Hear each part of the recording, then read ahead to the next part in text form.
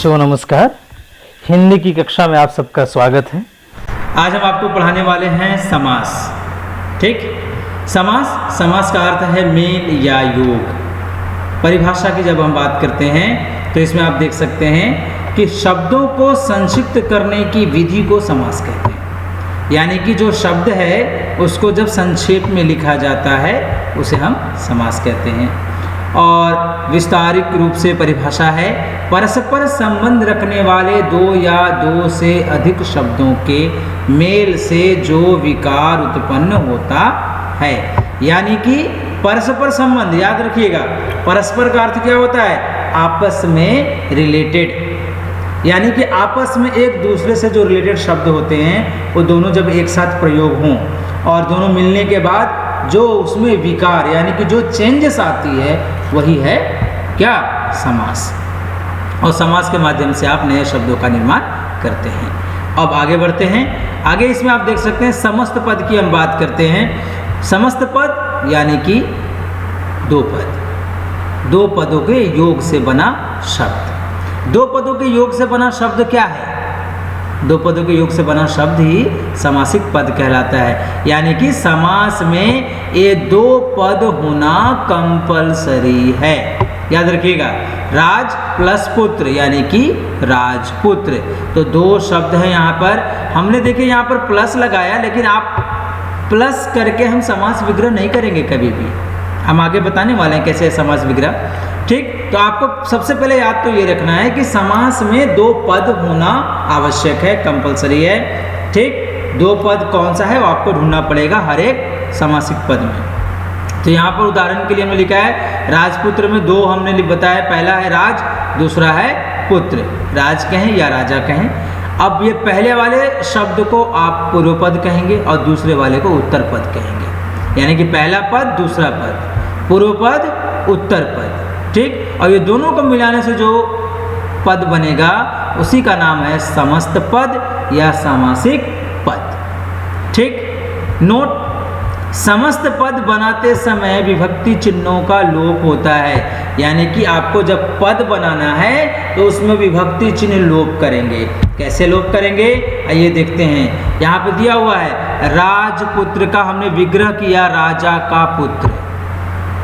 राजपुत्र का हमने क्या विग्रह किया? राजा का पुत्र। और जब हम राजा का पुत्र हम यहाँ पे लिख रहे हैं तो उसका हम विग्रह क्या कर रहे हैं? राजा का पुत्र हमने विग्रह कर दिया, अब यहाँ पे हम लिख रहे हैं राजपुत्र। ठीक, तो यहाँ पे आप देख सकते हैं यही इसका समास विग्रह होगा। ठीक, अब आगे बढ़ते हैं।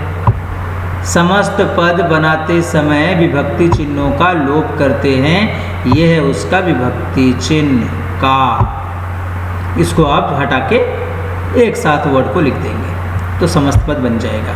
अब समास की भेद की बात करते हैं। समास के 6 भेद होते हैं। आप यहाँ देख सकते हैं तत्पुरुष, बहुव्रीहि, अव्ययीभाव, द्वंद्व, कर्मधारय, द्विगु। एक एक करके हर किसी को समझते हैं। यहाँ पर एक छोटी सी बात हमने लिख रखी है नोट में, कभी कभी पूछ लेता है तो आपको जानकारी देने के लिए हमने लिख रखी है। तत्पुरुष समास के दो उपभेद हैं। तत्पुरुष समास के दो उपभेद हैं। कौन कौन से? द्विगु और कर्मधारय। उपभेद है, याद रखिएगा, भेद नहीं है, उपभेद है। ठीक, उपभेद दो हैं, द्विगु और कर्मधारय। ऐसा इसलिए है क्योंकि इन दोनों में कारक चिन्हों का प्रयोग करते हैं। कब? जब इन दोनों का विग्रह करते हैं, इसीलिए। ठीक, चलिए अब तत्पुरुष समास क्या होता है उसको समझते हैं। ध्यान रखिएगा, कुछ समास में कुछ पद प्रधान होते हैं, कुछ नहीं होते हैं। ठीक, हर समास में आपसे प्रधान नहीं पूछेगा, इसलिए ध्यान रखिएगा। आपसे पूछ रहा है तत्पुरुष समास में कौन सा पद प्रधान है, एमसीक्यू क्वेश्चन में ऐसे ही पूछ रहा है आजकल, तो उत्तर पद प्रधान है। हमने बताया था समस्त पद में दो पद होना कंपलसरी है। पहले पद को पूर्व, दूसरे को उत्तर, तो दूसरा पद इसमें प्रधान होता है। ठीक है, और पहले पद को क्या करना है? जब विभक्ति आप उसका विग्रह करेंगे तो आप पहला पद को पहला ही लिखेंगे और दूसरा पद को यानी कि उत्तर पद को बाद में ही लिखेंगे।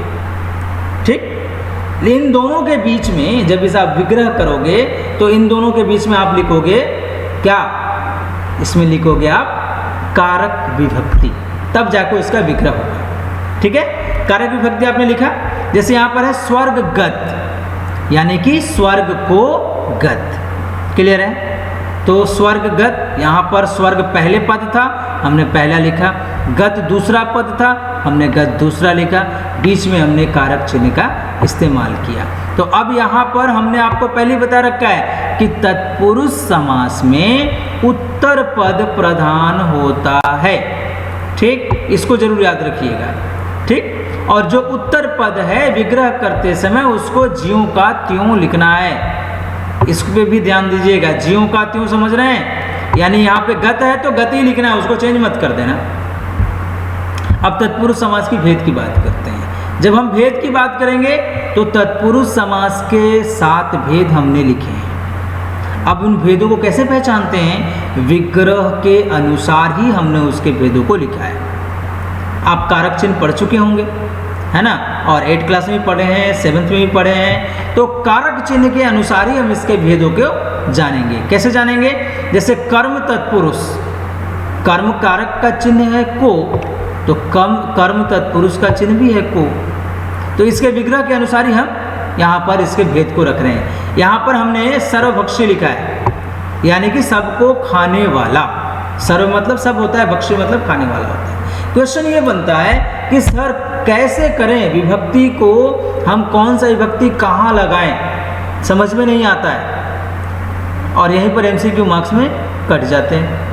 तो आपको ध्यान रखना है कि जो शब्द दिया गया है उसका प्रयोग किसके लिए किया जाता है, उसका अर्थ क्या है, ये जानकारी आपको होनी चाहिए। अगर आपको ये जानकारी नहीं है तो 100% ये है कि आप नहीं कर पाएंगे समास। तो आप शब्दों को पढ़िए, शब्दों के अर्थों को जानिए कि किसके लिए प्रयोग होता है, आप आसानी से कर पाएंगे। ठीक, तो को चिन्ह है, इसलिए यहाँ पर हमने लगाया है कर्म तत्पुरुष। शोकातुर, शोक से आतुर। शोक समझते हैं क्या होता है? शोक मतलब दुख होता है, आतुर मतलब व्याकुल होता है। तो शोक से व्याकुल कर्म तत्पुरुष में आ जाएगा। संप्रदान तत्पुरुष के लिए, अपदान तत्पुरुष से, और संबंध तत्पुरुष काके की, अधिकरण में पर। लास्ट में देखिए एक हमने लिखा है न तत्पुरुष। न तत्पुरुष इसलिए लिखा है कि इसका विग्रह करते समय आपको न से ही शुरू करना है। असंभव, अनाथ, ननाथ, असंभव, क्या होगा? न संभव। तो जिसके विग्रह में न आ जाए पहला, वो बनेगा आपका न तत्पुरुष। ठीक, ये आपकी जानकारी के लिए बता दिया है। ये भी तत्पुरुष के भेद के अंतर्गत ही आता है। अ होना चाहिए, आ नहीं होना चाहिए, याद रखिएगा अ। ठीक, ऐसा ना हो कि आप कंफ्यूज होके और यहाँ पर जो आ लिखा है उसको भी आप लगा दें। खाली अ होना चाहिए, सिंगल। अगर आप आ लगाओगे, ये वाला आ लगाओगे, तो आ की जगह आपको क्या होना चाहिए? ये अव्ययी भाव में चला जाएगा। ठीक, तो प्लीज इसका ध्यान रखिएगा कि आप अ लगाएंगे। अ का जो विग्रह होगा असंभव, अनाथ, यानी कि ननाथ, असंभव का न संभव। ठीक, तभी आपको वहां पे न तत्पुरुष होगा। आशा करता हूं इतना आपको समझ में आ गया होगा। ठीक, आगे बढ़ते हैं। न तत्पुरुष समास में हमेशा विग्रह करते समय क्या होता है? न का प्रयोग किया जाता है। और ये कुछ अभ्यास आपके लिए, इसको आप पढ़ें। देशगत, देश को गत, मन माना, मन से माना। इधर देखिए, जेब कतरा, जेब को कतरने वाला। पंचक्की, दही बड़ा, बैलगाड़ी, ये सब बहुत इंपॉर्टेंट वर्ड है बच्चों, इसको जरूर याद रखिएगा। ठीक है,